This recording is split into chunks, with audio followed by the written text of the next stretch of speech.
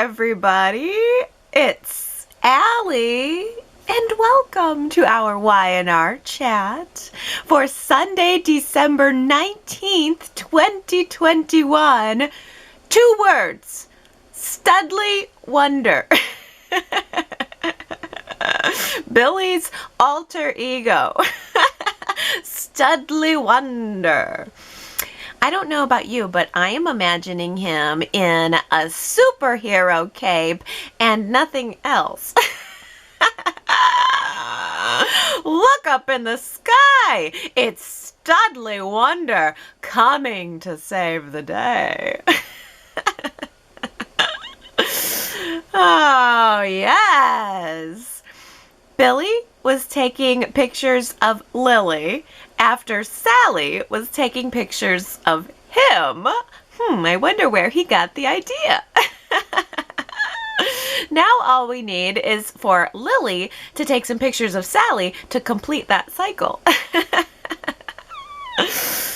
Oh, I wanted that blonde-haired spy to be anybody but Sally Spectra, because I just think it's weird that she did that, and desperate. It's weird and desperate. There's just no way around it in my mind. She's taking photos of Billy's downward spiral and then sending them off anonymously to Adam. But everything that Billy is doing is an act.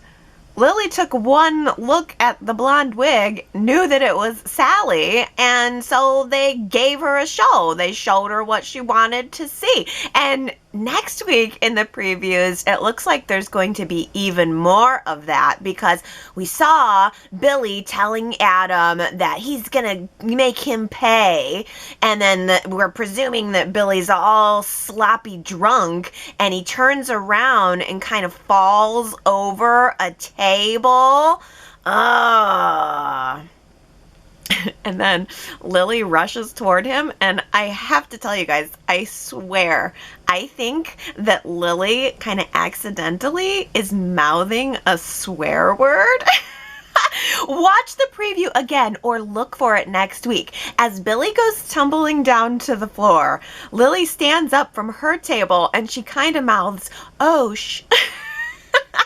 Look at it. She says it twice, actually. She says it at the table, and then as she's rushing over to him, I swear, look at her mouth. She's saying, "Oh, sh."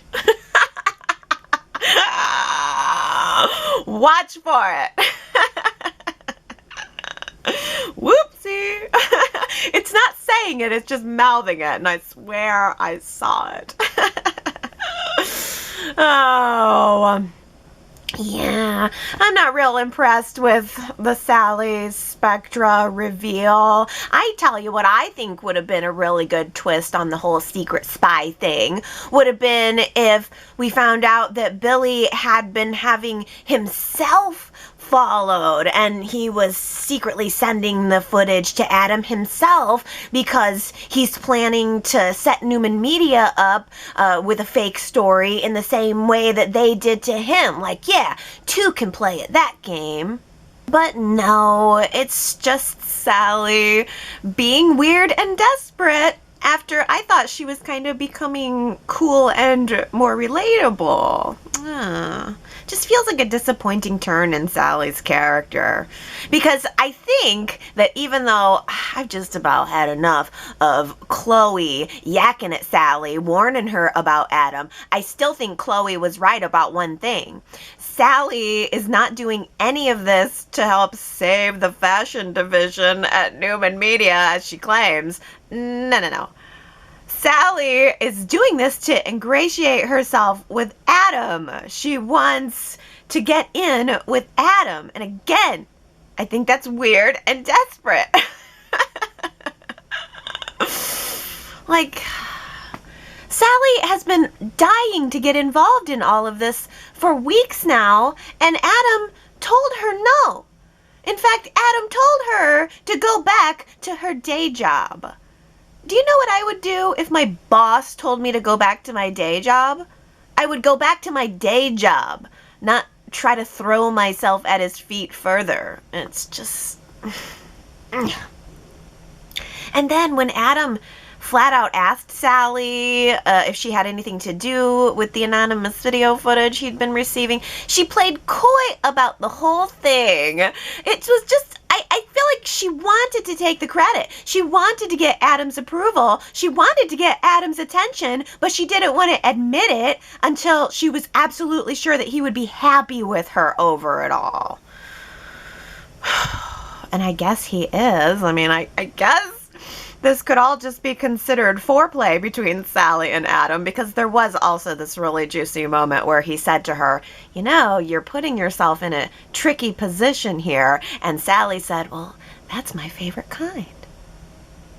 Chelsea's back. And she is looking very smart in her choppy new haircut. I really like it. I loved the horizontal top that she was wearing, but what was up with the pleated plastic skirt? The pleated plastic skirt was, well, made of plastic. Odd choice. I'm all for texture, but it was a little awkward. Will Chelsea be designing a full line of plastic clothing for the Newman Media Fashion Division now that she has reluctantly agreed to work with Chloe and Sally? I don't know, are they even designing clothes? I thought it's a media platform, so I guess they're just reviewing other people's designs? I don't know exactly. But it's going to be Sally and Chloe and Chelsea all working together. Well, I suppose the term working can be used loosely, because I think the Chelsea and Chloe working together part is easy, but Chelsea doesn't trust this Sally Spectra due to all of the bad things that Sally has done. Well, that's rich. Chelsea, that is real rich coming from you. I don't think that anything Sally Spectra has done in her history on Y&R or Bold and the Beautiful could even hold a candle to Chelsea lightly poisoning someone and then trying to frame it on somebody else. And that's just Chelsea's rap sheet from this year. That's just everything she's done this year. Oh, no, I think Chelsea and Sally have a whole lot more in common than they think they do. They both did fake an illness, so they do have that in common. And that's where the power struggle is. I mean, Chelsea is not going to play second fiddle to Sally. And also, Chelsea knows that Sally's not going to be content to play second fiddle to her. Not in business, and certainly not when it comes to Adam. Did you see the way that Chelsea sweetly shimmied her little plastic skirt and kind of crossed her legs a little bit and just moved in a schoolgirl, innocent sort of way while she was telling Adam that she and their son were really looking forward to seeing him later. Uh-huh. And then, not to be outdone, Sally requested to talk to Adam privately just to remind him who's buttering his Billy bread. I see right through you, girls. I see right through you. And Chloe's caught in the middle trying to get some work done. Unable to see why these crazy ladies are going after Adam. I think the real twist in all of it would be if Chloe and Adam fell in love together. I think I might be more for that. That might be more entertaining. I mean, that pull, I mean, it's sort of the similar thing to what Adam and Sharon have. It was like Sharon fell in love with Adam even though she wasn't supposed to. He kidnapped her daughter. Well, I think it would be far more entertaining to see Chloe fall in love with Adam because she's not supposed to. He killed her daughter. You know, all that. That would be a real scandal. But, you know, we're getting a triangle with Adam and Sally and Chelsea, and I think Sally and Chelsea are a pretty good even match, but I don't quite know what to make of Chelsea yet. I don't know quite where to place her yet, because she, much like Chance, is not really sure where she fits into Genoa City anymore. Isn't that interesting? Everybody's coming back and they're just not quite sure where they fit into town. Chelsea did leave town under police and psychiatric supervision, so...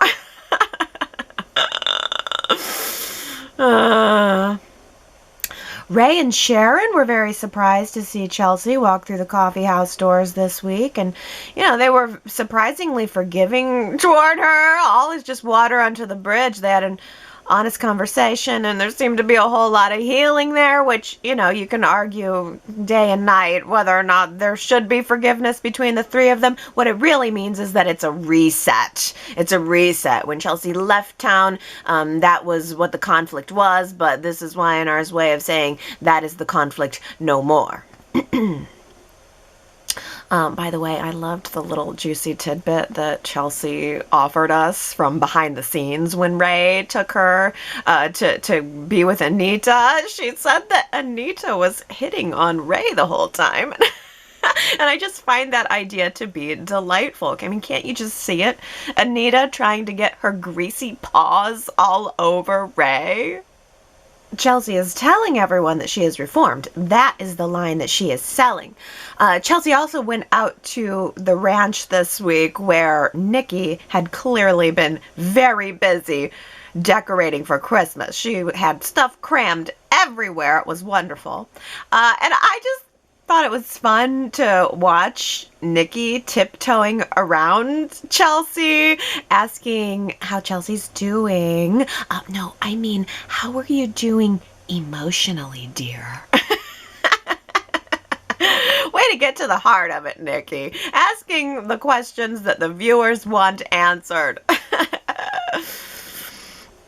I don't know if I'm buying it, though. Chelsea's telling everyone she's moving forward with her life, and she's doing fine, and she's gone back to the penthouse. I was shocked to see the penthouse again. I never thought we would see the penthouse again, but I am starting to feel assured that we're going to be seeing some Adam and Connor Christmas time there. I imagine Chelsea and Connor and Adam are going to be, having tender Christmas memories this upcoming week, because Chelsea and Adam have been surprisingly civil. They almost are kind of warm toward each other. He seemed happy to see her. She seemed happy to see him. And after everything that went down before she left town, and then even all of the tension that was going on in the video calls, I 100% expected that Adam and Chelsea were going to be at odds with each other right out of the gate, but that doesn't seem to be the case. Why is that? Does Chelsea want Adam? She seemed to, even before she left town. She really seemed to want Adam so much that she was, willing to send him to jail to teach him a lesson, and then I suppose make him love her, maybe in her twisted mind. Or is it just that Chelsea knows Adam is moving forward with Sally, or she fears that Adam is moving forward with Sally? There were pictures taken of Adam and Sally and in Europe, and Chelsea knows all about that. And so I'm wondering if it's maybe just that Chelsea doesn't want Sally to have him. Which is it? Does Chelsea want Adam, or does she just not want Sally to have him? Chelsea seemed to be genuinely, though, having a moment where she maybe mistook Adam's kindness toward her for more, maybe a rekindling of their relationship. She seemed to be testing the waters, maybe to see if there was anything that could be salvaged between them. And she's flat out asked Adam if he had missed her, and he's doing his best to deflect it all. They share a son together, but Adam told Victor later that he's not interested in going there again. Victor assured him that that's a great decision. Adam's relationships with Chelsea and Sharon had both become toxic, so Adam seems to not be willing to go down either of those roads again. And I think I think he's telling the truth. I think that's his intention. I think Adam is trying to move forward. I think he is trying to turn a new leaf with his relationships. I don't think he's pursuing Sharon. I don't think he's interested in pursuing Chelsea. But I think Chelsea is going to be using Connor for all he's worth. I think Chelsea is going to try to manipulate Adam back into the fold, if that's what she wants. And it seems like that's what she wants. Yeah, I laughed a little bit when Chelsea asked Adam how it's been living there at the ranch so close to Sharon. And it's just such a signal of how much things have changed while Chelsea was away. And yet nothing has changed at all. It's just that Sharon is no longer Chelsea's competition for Adam's heart. It's Sally. So if we're being told that the triangle is now Sally, Adam, Chelsea, and Chelsea had that healing conversation with Sharon, kind of telling us that Sharon's totally out of the running there for a relationship with Adam, that tells me that we are moving Sharon in a direction of a triangle between Ray and Nick. Fine with me. Oh, yeah. So speaking of holiday healing conversations, wow. The conversation between Victor and Nick, I honestly did not even know how badly I needed that. It was just so honest and so real and so long overdue. I'm asking myself, who is writing for Victor Newman right now? Because it is so good. It is so nuanced. I'm thinking back to the conversation that Victor had with Billy a couple of weeks ago, and it was similarly wonderful and similarly honest to the conversation he had with Nick this week.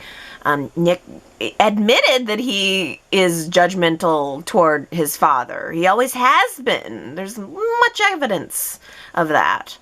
And Victor admitted that he's never going to change.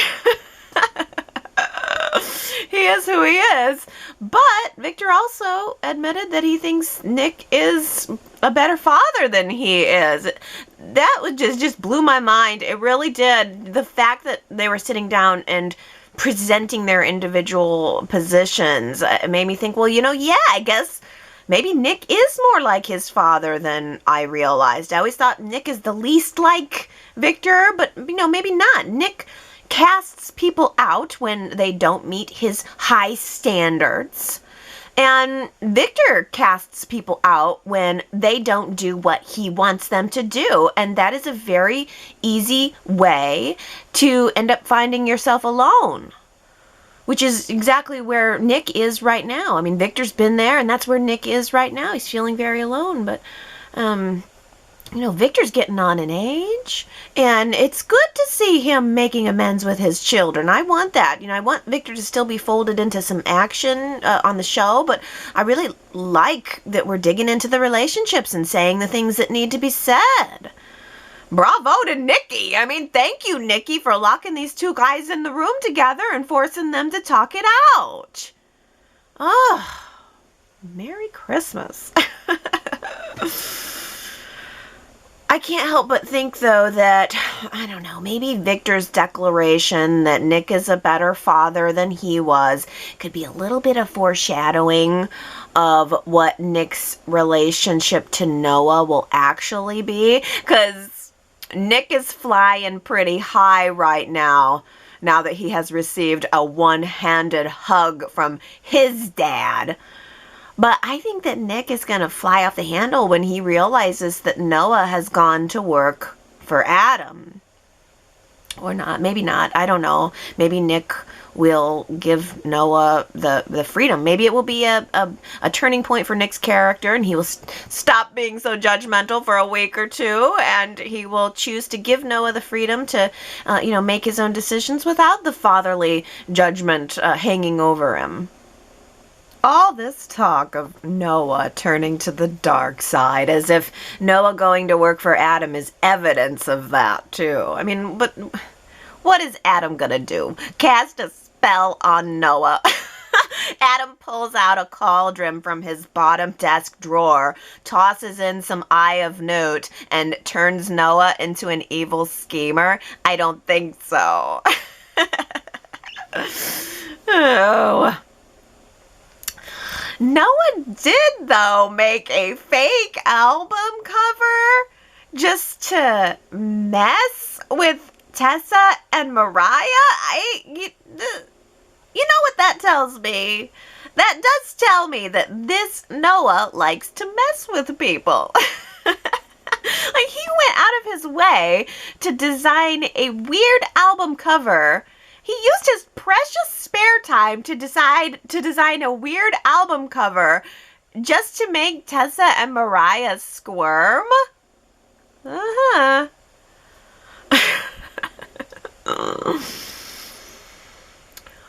Well, Noah was the one squirming when Faith asked him point blank if he still has feelings for Tessa. And of course, he ducked and dodged around the obvious. But again, what was he gonna do? Admit that he loves his big sister's girlfriend to his little sister? Of course he wasn't gonna admit it. I really like new Faith too, by the way. Do you guys? I like her, and I like that Noah and Faith have a friendly relationship now. I actually want more Faith, and I want more Moses too. I hope that we actually get to see them exchanging their Christmas presents this year. I just think that Moses seems like such a nice young man, and he has perfect teeth. And when he smiles, his perfect teeth just light up the room.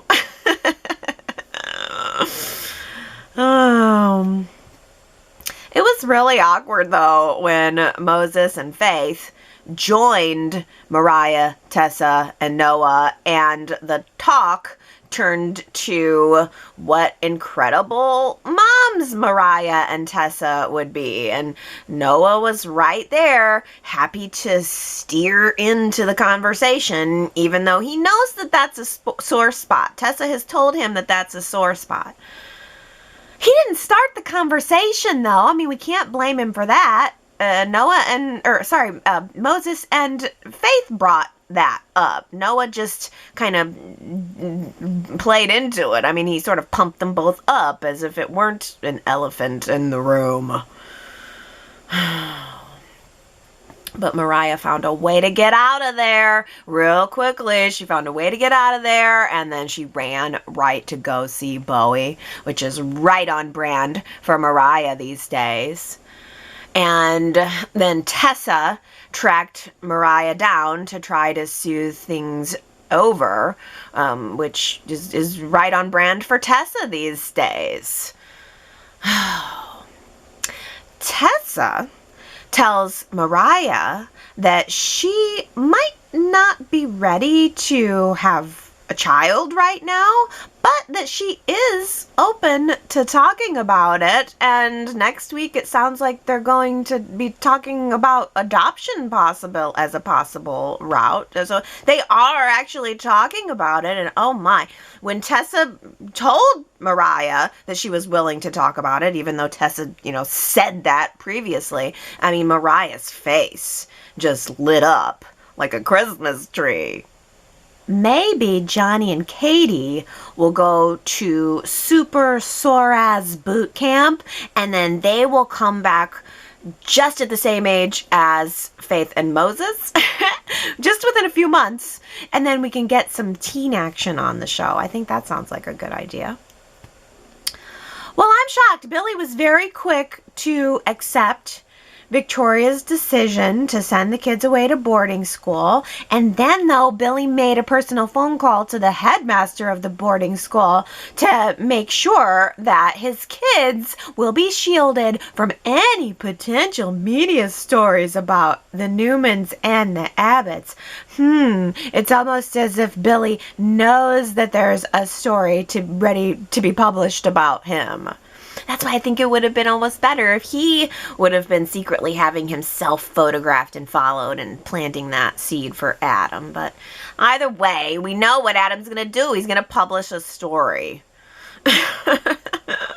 Billy calling the school to make sure that the kids don't get any media stories tells us Adam's going to publish a story, and Billy knows it. Oh, well, we have Victoria skirting around the outside of this story. Victoria is very concerned about Billy right now, and maybe she should be a little more concerned about Ashland, because Y&R sure has been planting many little seeds of doubt about Ashland again. I mean, last week we had Nick's comment saying that he wouldn't be surprised if Ashland was never sick at all.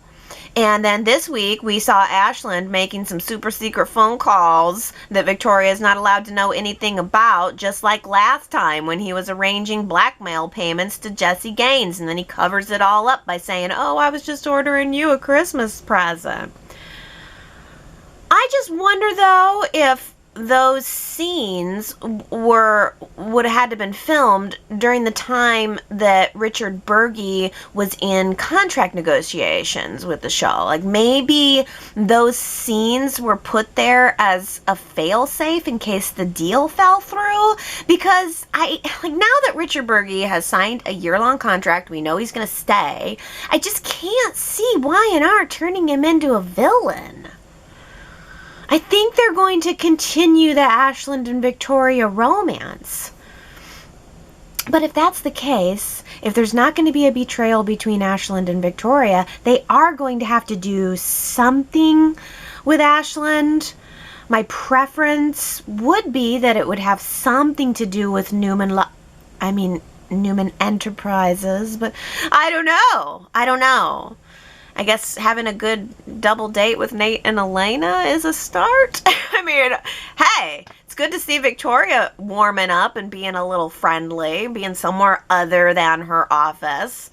And of course, it's just good to see Nate and Elena at all. And now for the cliffhanger that absolutely no one is biting their fingernails over. Nate asks if Elena will move in with him. Move in where? Where does Nate live? He was supposedly doing a home renovation months ago, but we've never seen his place. I have absolutely no hope that we are going to see his place. Characters with more story than Nate don't even have homes.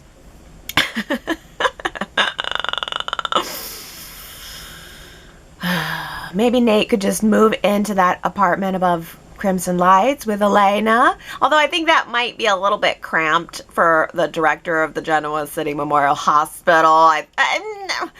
Nate and Elena would need a new place that we're not going to get.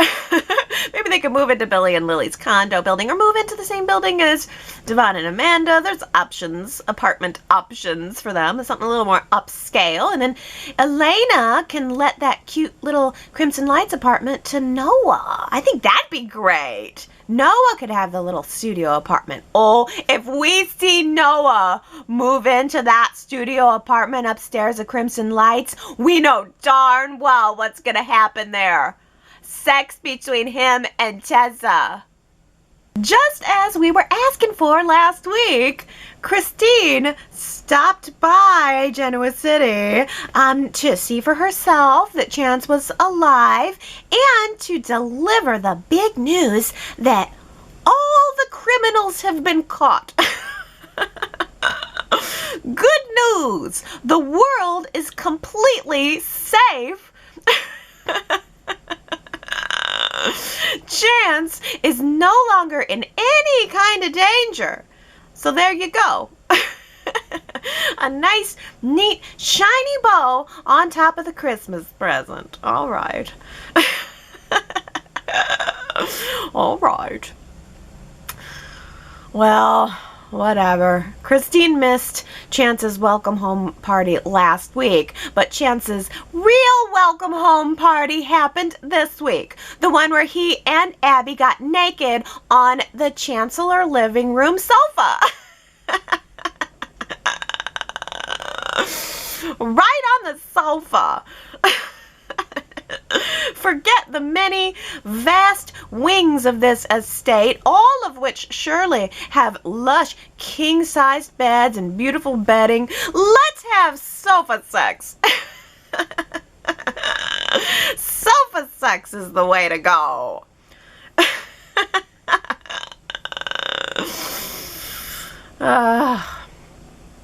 Sofa sex is the only kind of sex we get on Y&R these days, isn't it? Lily and Billy also had sofa sex this week. Maybe Devon and Amanda had sofa sex this week too. When was the last time we saw a bedroom?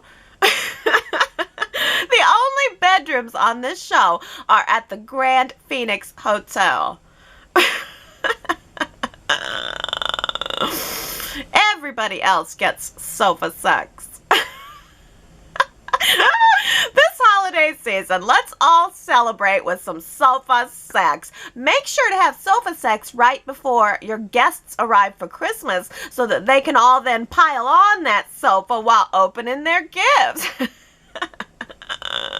Or if you're not hosting, make sure you go over to someone's house and imagine the sofa sex that they just had where you're sitting right before you arrived. Make a game of it. Why not? Well, it was good to see Chance appreciating Abby, taking care of her needs and giving her a night of romance and champagne and intimate conversation and sofa sex. Sure, he may not have been able to give her a baby, but he could give her an "oh, baby."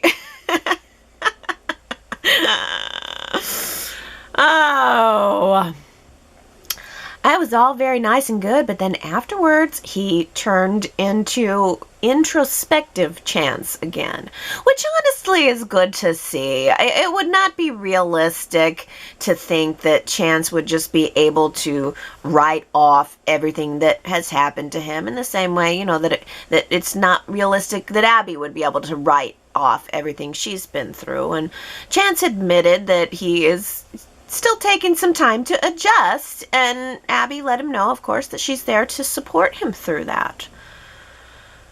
But after Abby fell asleep, exhausted from all of the sofa sex,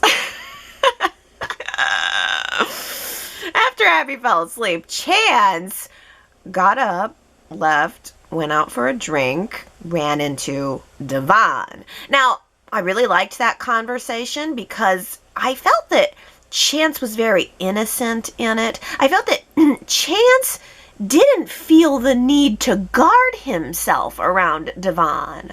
I appreciated that Chance felt okay to open up and be completely honest with Devon, which tells me he didn't see Devon as competition in any way. He didn't think he had anything to fear from Devon, or he would not have allowed himself to be so raw. I mean, Chance admitted to his feelings of inadequacy and his fear, and when it comes to Abby and when it comes to, being a father, and that may very well have just been a mistake on Chance's part. Because at first I did not get the impression that Devon was holding any of it against Chance. I thought that Devon was just listening and taking it in and being a good friend. But then Devon later told Amanda that now he's even more concerned about Chance and Dominic. From Devon's perspective, I think he does want to honor his friendship with Chance and Abby. But, Devon's human too. He can't ignore his own feelings of loss. He misses Dom. He has allowed himself little by little to slip into a deeper, more stable role in Dominic's life. And then when Chance returned, all of that got yanked away from him. And I think that Devon was in the process of trying to step away, trying to step back. But then everything that Chance said to him that night fed into the part of Devon that makes him want to get in there and to be a protector and to be a father. And I think now Devon has rationalized himself a reason to become more involved with Dominic. And maybe Chance is realizing that now too. Christmas is in full bloom in Genoa City. Yay! So fun! So I really want to do a fun poll for this week. Which do you think is the very best Christmas set decoration for this year? Which set got the best Christmas treatment for 2021? YRChat.com is where you can vote for your favorite Christmas set. Oh, there are so many, and maybe we'll still be getting new and more sets for next week, so I'll just put a category for other in case there's any that I haven't listed, but I'm going to hit the main ones. I just want to have a little fun with it. I mean, Christmas on the show is so nice. It's just a great visual cue that the holidays are here, and it's nice to see the homes that have been decorated and the businesses that have been decorated, and it gives us something fun and new to look at on the sets that we see every day. I will say I think the ranch was the most lavish and probably most traditionally decorated of the whole bunch. I'll be damned, there was red and green all over that damn place. Oh my goodness. Ho, ho, ho. There was a massive wreath above the fireplace, and that tree was crammed with all the trimmings. Could they have crammed anything more onto that tree? I don't think so. Oh, and there was a little gingerbread village. I don't know, I kind of like little villages. Little Christmas villages are so cute to me, so I liked seeing that the ranch had that. It's very traditional. Usually Sharon's house is very traditionally decorated. It's probably the most full, I'll call it, of all of the sets. I feel a little cheated thinking that Sharon didn't haul all of the boxes down from the attic this year. I don't know if we're going to get it. I kind of think maybe not. I wonder if Crimson Lights is supposed to kind of fill that role for Sharon. Crimson Lights was definitely looking like the North Pole. The giant Gatsby eyes had the Santa hat on it, and of course all the ceramic Christmas mugs were in full use. Oh, there was no seasonal baked goods in the case though. So -1 point. No sugar cookies, nothing Christmas related in the case. They had some decorations on the front of the case, but the case remains the same. I am taking off a point for that.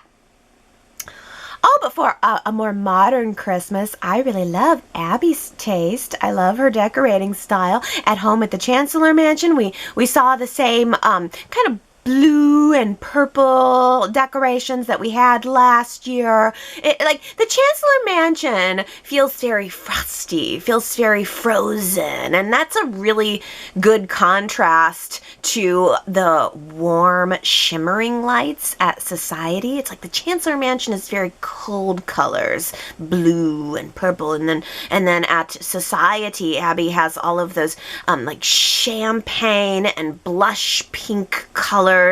It's just, I think that's so absolutely to die for. It's like a twinkling lights, and it just feels warm and sparkly at Society. That's my favorite set. That's where my vote is going. And it's not traditional, but I just love it. I think it feels very elegant, and I kind of like the upscale, non-traditional look. I also thought that Devon's penthouse looked really cool and modern, and that suits him very much. Like there was a traditional silver and gold color scheme, but then Devon had it contrasted with some black and white ornaments on the tree, and that kind of goes with that picture frame of he and Neil that's sitting on one of the back tables, and you know, I mean, he's got the black and white piano in the background. So I really liked that Devon's Christmas tree and apartment were decorated in a way that seemed to suit him.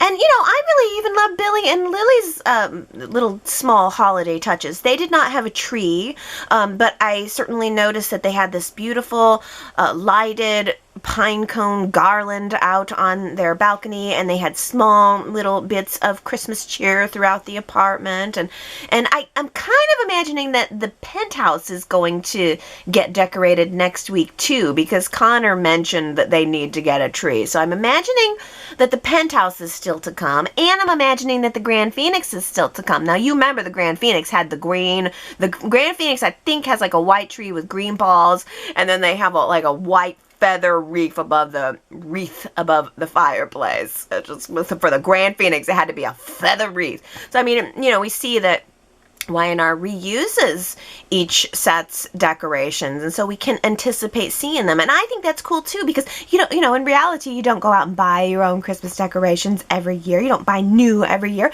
You pull them down and reuse them. So it's like, you look forward to seeing your own Christmas decorations each year, and you can look forward to seeing the Christmas decorations for each set on Y&R too. The thing that's missing, and I just don't know if we're going to get it. Are we going to get the Abbott House Christmas? Because I do look forward to that. It just doesn't feel like Christmas without the Abbott House. I mean, we are getting another Abbott. We're getting a bonus Abbott in the previews. Tracy is arriving with her big, beautiful smile, and her arms are full of gifts galore. That should please everyone, especially me. Absolutely everybody guessed last week's Who Said It quote, and I knew you would. People always root for the underdog. Why, it was Victor Newman who said that. Adam had referred to himself as a scrappy underdog after Victor told him that Victoria would be getting the chance come business surely. And Adam referred to himself as an underdog, and Victor said, well, people root for the underdog, which is very true. My goodness, Daisy, Henry, Victoria, Tina Cole, Sandra, Juanita, Barbara, Sam, Catalina, TB84, Kamna, and Kathy. You guys all guessed it. Very well done. I liked this line this week. Who said it? Even rulers get coffee breaks. Even rulers get coffee breaks. Who said it? If you think you know, go to yrchat.com, leave your guess, and if you get it right, I will give you your congratulations on next week's Y&R Chat. Time for comments. Victoria says, I think CBS was just acquired by Disney. Christine's explanation of what went down in Chances Up has Tinkerbell's fingerprints all over it. Oh, I know, you guys. It was so nice to see Christine's beautiful face. I mean, they opened up the Chancellor front door, and she was there smiling from ear to ear, her beautiful, gorgeous smile and her big blue eyes. She looked fabulous. It's just the nature of the news she was delivering. It was so very, oh, well, here he is. Here's a nice, neat little bow. It was just like Tinkerbell. I mean, that's just beautiful. She waved her little wand, and poof, all of the conflict was gone. All is right with the world. Herman says, I wouldn't mind if Chance left Abby and bonded with Mariah and then agreed to father a baby that she can either raise by herself or with Tessa. That would be the best outcome of this stupid baby story that Y&R cannot tell properly.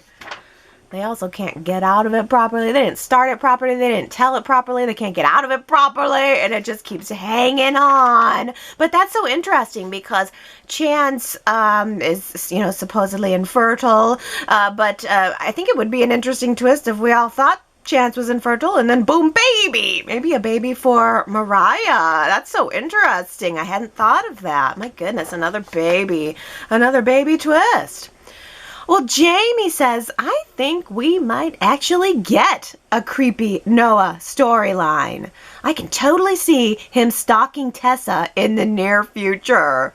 His interaction with Tessa and Mariah at Crimson Lights regarding the album photo, that sent my alarm bells into full blast mode. And Diana says, I'm sure we're in for a darker Noah than we had before. The other Noah was too sweet to play a dark Noah. I'm sure that's why Y&R cast a new Noah and decided not to keep Robert Adamson. Oh, that's a really good point, Diana. Maybe it wasn't just doing a chemistry test with Tessa to make sure we could maximize that smoldering chemistry between Tessa and a Noah, but maybe the reason they decided to recast it was because this guy was able to play a darker role a little bit more than Robert Adamson. Oh, that's a really good explanation for why we would have had the recast. Sue W. says, is Noah creepy, Tessa? I keep veering into the creepy category, and I'm imagining his room covered wall to wall with hundreds of Tessa pictures from the album cover photo shoot, like in one of those crime shows where either a loved one is shocked upon the accidental discovery or the investigators burst into the evidence that they suspected all along. Well, that's maybe too extreme, I think, for how the character will actually be fleshed out. But obsession would be more fun than mopey lovesickness.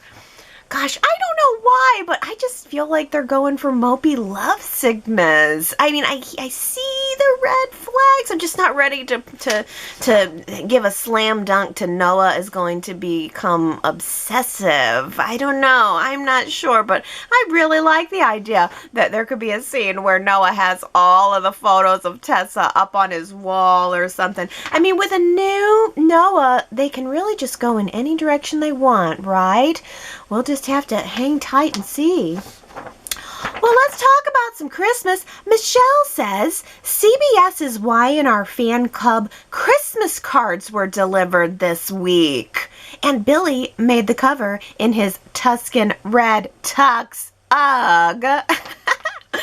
Well, I have so many questions. Michelle, Y&R fan club Christmas cards? I did not know there was a CBS Y&R fan club. Why am I not in the fan club, you guys? Okay, I gotta Google that. I'm sorry, I should have done it before I started Y&R Chat, but maybe we all need to do that this week and I can report back next week. Y&R fan club. So, and you get a Christmas card and everything? I wonder what else you get. Oh my gosh, that's awesome, Michelle. Cool. I mean, people don't really do fan clubs all that much anymore. So that's really, I like that. I like that, Y&R is kind of it's more of a throwback. Like soaps are a little bit more old school. Fan clubs are a little bit more old school. And that's sort of a very cool merging of the two. Well, speaking of Christmas, Diana says, I'm enjoying the Christmas decorations for the holidays on the show. I wish Y&R would show the characters doing some more decorating around the house. It would feel a lot more realistic and relatable than seeing the homes already done so quickly. Diana, that is a phenomenal idea because wouldn't it be so nice and warm and cozy to, like, for instance, show Sharon and her family putting up the decorations at Crimson Lights. She could be chatting with Nick and Noah, and there could be all of the inner dynamics of the awkwardness with Noah and Tessa and Mariah and the awkwardness with Nick and Sharon. Just everything is there dynamic-wise, interpersonal-wise, but then we just see them actually hanging up the decorations and stuff. And of course, the crew can come in and fix everything later and make it look like they did it perfect. But I love the idea of having Christmas decorating as an activity that could be going on in the foreground for the backdrop of the real drama. Gosh, Y&R should do that. Well, Gary says if Y&R could afford it, it would be great to have a real Christmas dinner with real food at Sharon's this December 25th. That's something we've never seen before. I'm tired of the same old Abbotts and Newmans at Society or perhaps their own mansions. So many might attend, including the Kingpins, Victor and Nikki. Christian could debut with Nick, Faith, and Moses, rejecting the winners and Devon's heavy-handedness. You name it. Bring out the leaf extension on Sharon's dining room table that she doesn't have. Mariah and Tessa could be there with Psycho Noah planning a bomb scare for the girls. Only he has to act normal around the holiday table. Ray Rosales would finally come into his own in the cutting of the traditional ham with his guacamole specialty for the south of the border spice. This is what I believe fans would most want to see. Yes, Gary, an actual Christmas dinner complete with all of the trimmings of the drama and including a bomb scare. Yeah, I mean, like, it's so nice to have the decorations, but wouldn't it be great if holidays had movement through the show, if you really felt them fluidly through the show? Yeah, it would be wonderful to have a Christmas dinner. I never thought about it, but you're probably right. If the Abbotts are going to do anything, it's just going to be going to Society and maybe the Newmans too.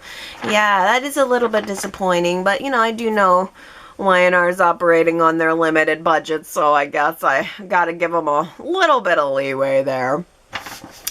Well, Gary also says it's bizarre that Chelsea wants Adam back and is copping an attitude, mad and annoyed that he isn't getting on board. She thinks she can persuade him into getting what she wants. The single-driven ones are the crazies. Yeah, she's single-driven. That really describes Chelsea, and it is kind of surprising that she wants him at all, honestly. I mean, she went to such trouble to try to put him behind bars, and now she wants him back. I guess it is obsessive, right? I mean, she wants him and only him, and she's willing to cut anybody who stands in her way of getting that. Yeah, and she's just, like, annoyed. How can he not come back to me after all this? She is. She's throwing a little hissy fit about it. Like, why would he not want me? Well, I mean, I could think of a few reasons. Victoria says, wow, Victor was giving it to Adam straight today. He said Chelsea and Sharon were toxic relationships. He told him how proud he was of his accomplishments, but went too far when he said that Adam's love life screws up his life. I like Adam's love life to be messy. It keeps me watching. Yeah, and as if Victor's love life hasn't been a sloppy disaster for most of his life. So true. Oh, well, hey, let's talk about the Chelsea poll from last week. I asked you guys if you were feeling hooray that Chelsea was back, or were you not feeling it at all? 55% of you give Chelsea a hooray. 45% say nope. That's pretty close. 55 like Chelsea, glad she's back. 45 not so happy that she's back. Let's hear what everybody has to say. TB84 says, I am happy to see Chelsea. She's one of my favorite characters, so yeah. Plus, I like the actress. I didn't really like what the writers did to the character in the past. I much more like her as a sane and reformed underdog with her own fashion kingdom. Yeah, her own fashion kingdom. Why does Chelsea also want to go work for a media company if she's a designer? I mean, she's not really, I don't, maybe, are they designing clothes? I mean, I guess because Sally designed the dress, and she did it for Newman Media. I don't know, a media company has a fashion house? It doesn't fully make sense. But, you know, I agree with you. I really like the actress. I think Melissa Claire Egan is just so beautiful, and she gives so much nuance in her reactions. She's such a beautiful crier. She's like the most beautiful crier on the show. I think the actress has a lot to bring, but the character, I think they maybe have not, well, maybe. I think they've not done a very good job at making us really want to root for the character, especially not after everything right before she left. It exhausted me on her. I was exhausted with Chelsea right before she left. So honestly, it was kind of nice to have the break. Everything boils down to how they handle it now that she's back. Naomi says, I welcome anything to get some stories moving. So welcome back, Chelsea. I would love to see Chelsea and Sally fight over Nick, Adam, or why not have one of them steal Ray from Sharon? Yeah, I really wish it would have been Chelsea wanting Ray and maybe falling for Ray. I think that just would have been just desserts for everything that happened with Sharon and Adam, for Ray to then step out with Chelsea or leave Sharon for Chelsea. I think that would have been some good just desserts. But yes, I suppose that's not going to be the case. It's Chelsea, Sally, Adam. That's the triangle. Michelle says, I used to really like the character of Chelsea, but the whole drawn-out storyline of her pretending to be paralyzed and then hating Adam was a turn-off. I viewed them as true love, not Adam and Sharon, who should get back with Nick. So I voted no, I could do without Chelsea after those stunts. Yeah, I guess after those stunts I could probably do without Chelsea. But if they bring her back and, I don't know, give her, like, I think I just really like TB84 talking about her fashion kingdom. That gives Chelsea a purpose, a greater purpose than just either loving or wanting revenge on Adam. It needs to be something more. Chelsea's purpose has to be more than Adam. Well, Superplex asks, where did all of this interest in Billy come from Chloe? I never knew you were the Billy whisperer of Genoa City, Chloe. Yeah, I mean, where did Chloe get off? She really got in there, and she was first complimenting Lily about how reformed Billy seems to be, and it's all because of Lily. But then Chloe quickly turned it into a warning that seemed to make Lily raise an eyebrow. Yeah, it was like, okay, well, finally, thanks for arriving to the Billy show, Chloe. I mean, Billy's revenge and desire for revenge on Adam has been going on for months, and Chloe's just now here to weigh in on it. Chloe wastes all her breath warning Sally about Adam. I mean, yeah, I guess it probably would have been more appropriate if she would have been having some individual scenes with Billy himself. Oh, but Sue W. says, Lily is an awesome straight man to Billy's fake buffoonery.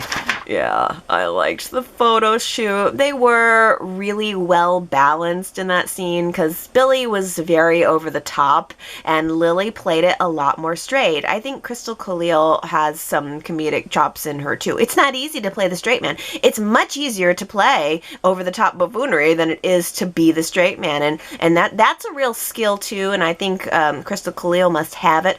I think she's just warm and lovely, and I mean, I told you last week that pink silk suit, it looked like maybe it was a little uncomfortable to be sitting down in, like it didn't quite crinkle in all the right ways a couple of times, but maybe it should have just been the pink blazer or something. But of course she looks beautiful in everything, and she just seems so warm and lovely, and it was good to see her relaxing. But she really was protesting. You could tell she's tired. She's been doing all kinds of work for, getting herself up to speed with Chancellor Industries. She thought she was going to come home, have some champagne, maybe a dinner and a candlelight, so she probably counted on the sofa sex, but she did not count on having to have her photo taken. I mean, just what you want after a long day of work, walking through the door and having a camera in your face. No thanks. But I also think that scene was designed as an answer to the viewers questioning whether or not Lily was appropriate to become a choice for CEO of Chancellor Industries, because Billy, being the interviewer, he was asking the questions that the viewers have been asking. Is Lily ready for this? What type of leader is she really? And I thought she did a good job of handling those questions in spades. Ellen says, as usual, Billy is wasting his time with crazy revenge schemes instead of doing something productive. He is so immature. Grow up, do something positive and creative. Stand on your own 2 feet and show everyone that you have talent and business savvy. Success is ultimately the best revenge, and Lily's going along with it. This shows poor judgment of the newly minted CEO of Chancellor. Yeah, I know that's so true. I do long to see that business savvy of Billy's. I do long to see him actually break out and actually become successful.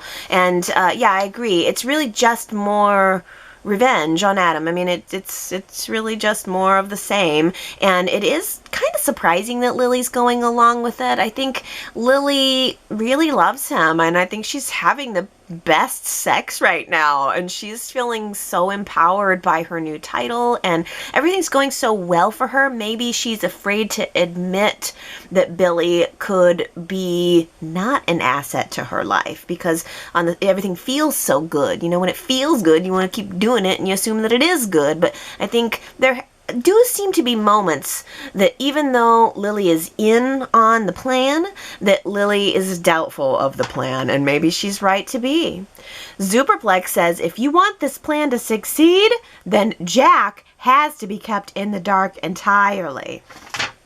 Yeah, I'm so surprised that Lily mentioned that and that she's pushing Billy to reveal the plan to Jack. I mean, I think in reality it's the right thing to do. You might want to tell Jack what's really going on so that he doesn't, I don't know, stage an intervention or something and worry him and whatnot. But yeah, I'm wondering what Jack's reaction to that is going to be. Is Jack going to be totally okay to go along with all of this? Somehow I doubt it. T. Nicole says, I am interested in Billy's plan to fake spiraling out of control to trick Adam and the Newmans. But I do worry that Billy will start off as faking it, and then the line between faking his downfall and the reality of it will be blurred. I wonder if just pretending to want to play poker and day drinking will eventually be enough of a trigger to suck Billy back in, just by pretending he is already playing with fire.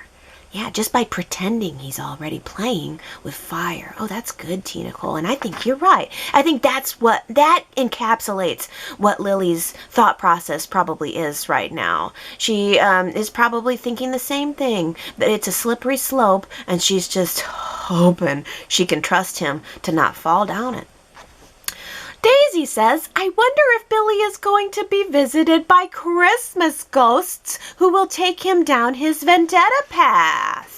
You know, that sure is a possibility. We seem to always get the ghost of Christmas past, present, and future. I think Billy had one of those a few years ago, wasn't it? Wasn't he in jail? It was yet another revenge plot against Adam, I think, and he ended up getting himself in jail, and he had, you know, one of those Christmas Carol type moments. Who knows? Maybe Y&R's going to do that again, because it does seem as if, boy, we just saw this. We're always seeing this. It doesn't feel very new. Doesn't feel very fresh, does it? Oh, well, let's switch topics a little bit, because Sue W. says, Ashland better hustle up an amazing gift to cover his dirty dealing. Maybe it is. Maybe we are starting to see the turn of the Loch Ness Monster. I wouldn't put it past him. I don't know why I feel doubtful about that.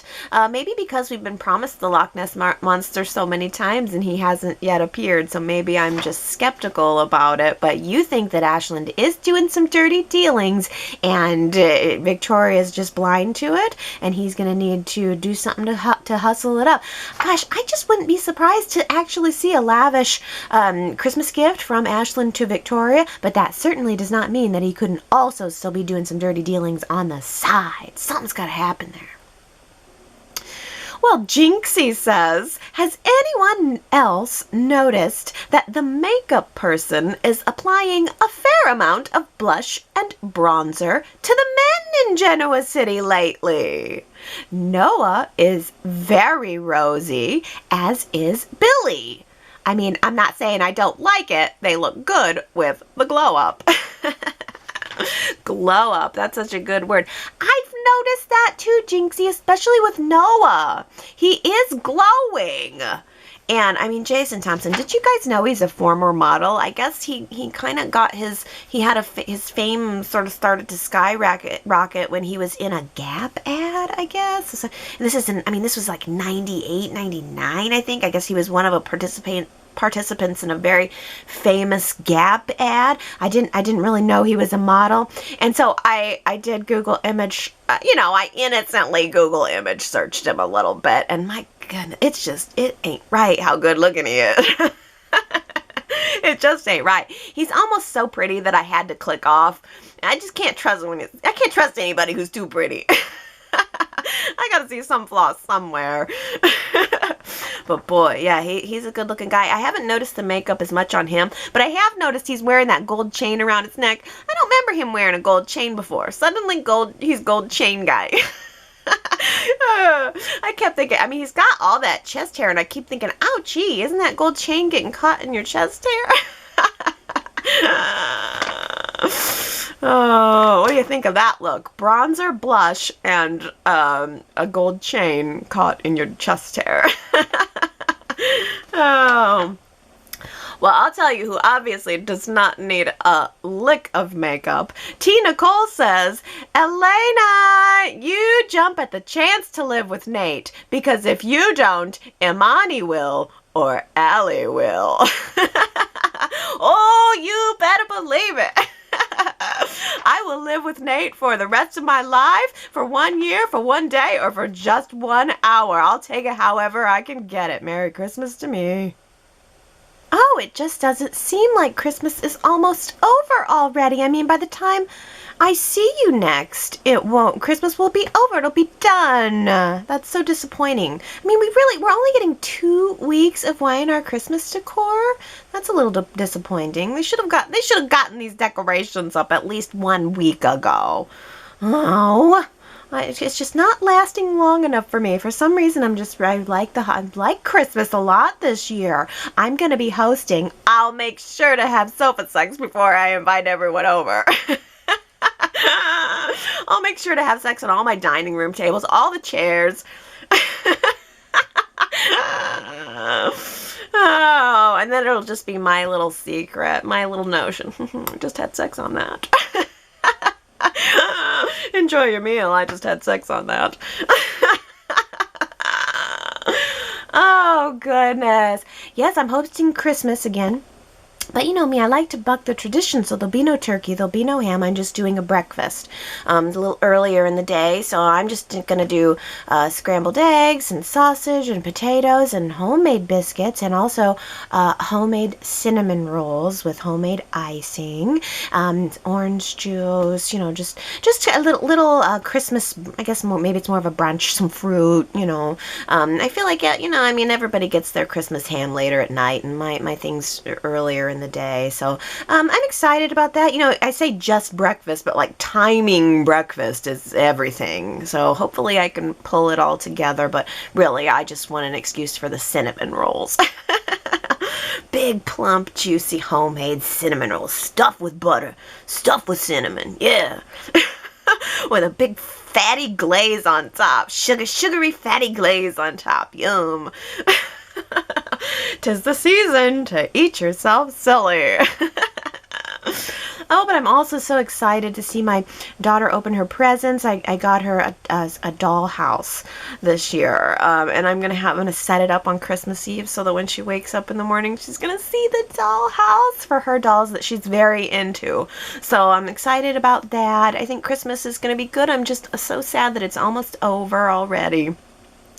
But I also should say so since Christmas is on Saturday, which is usually my Y&R prep day, I'm going to still have a Y&R chat on Sunday, but it's going to be just audio. So because that means I got to cram a lot of the research stuff and the recording and the editing and the uploading into a very short amount of time. So it will be audio only next Sunday the 26th, and it will probably also still be an hour, possibly 2 hours late, hopefully not too late. I try to get it to you as early as possible because I know you guys you know, want to listen to it early in your day, and you guys have your schedules too, and you want to listen to your Y&R chat on schedule. So it might be noon central before it ends up getting up, but it's coming. It'll be coming.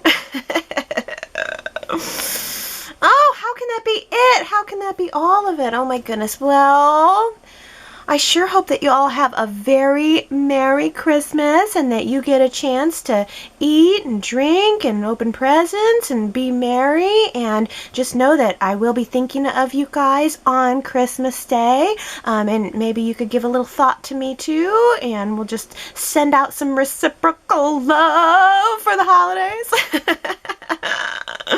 I will hand you a virtual cinnamon roll, and maybe you could give me a little virtual something from your table. You know I love hearing what you guys are cooking and what y'all are doing for holidays, and maybe what gifts you've received, maybe what gifts you've given. Anything Christmassy you want to tell me, I'm into it this year. So go to yrchat.com to leave me all that good stuff, to leave me your comments about the show. Let's talk about these sets. Let's get into the minutia of those Christmas sets. Tell me which one you like best, but also, you know, if there's a favorite piece, you know, like what really makes it for you. What do you like best about that set? Leave that in the comments too. Oh, the other thing I gotta say, just in advance, is I'm gonna have to do some website maintenance soon. There's I've been, busy with the holidays and everything, but I've been putting off doing updates and stuff, but I'm gonna have some maintenance to do there soon. So if you come to the website in the next week or two and you notice anything different or off or wonky, leave a comment, let me know, but just also don't be surprised if you go there and it looks a little different, or if you see anything broken, definitely let me know. But it may not be this upcoming week, but soon I'm gonna have to do some work there. So just a heads up on that note. But until then, you can definitely still go leave your comments, and I'll be reading and responding, and I'll be back next Sunday after it's all over, after Christmas is all over. And then we'll have New Year's to look forward to. We will have the Sharon and Ray recommitment ceremony for New Year's Eve to look forward to, right? Right. Okay, I love you, everybody. Have a very Merry Christmas, and I'll see you next Sunday. Bye!